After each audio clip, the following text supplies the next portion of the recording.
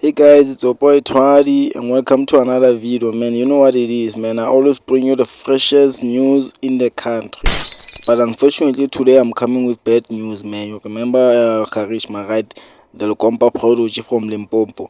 Yeah, man. Unfortunately she was involved in a horrible car accident. You feel me? That left, everyone shocked, man. So reports are that she's now paralyzed, but those are just internet rumors, man. You feel me?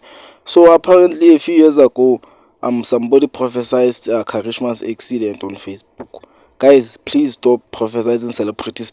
Sorry about that. I mean, prophesizing celebrities' deaths or accidents on the internet. Man, you feel me? It's sad, man. Fakela abanye abantwana ibhadi. Cause you see, like this happened like 2 years ago, and now she's in a car accident, a horrible one, man. She's been hospitalized. You feel me? We wish you a speedy recovery, Karishma. Yeah, man, like I don't know why people do this, man. You feel me? I know, like we are content creators, like this is how we eat. But you feel me? You can't lie about someone dying and then on the internet just for views, man. You feel me? Yeah, it's sad, man. What this world has turned into, man.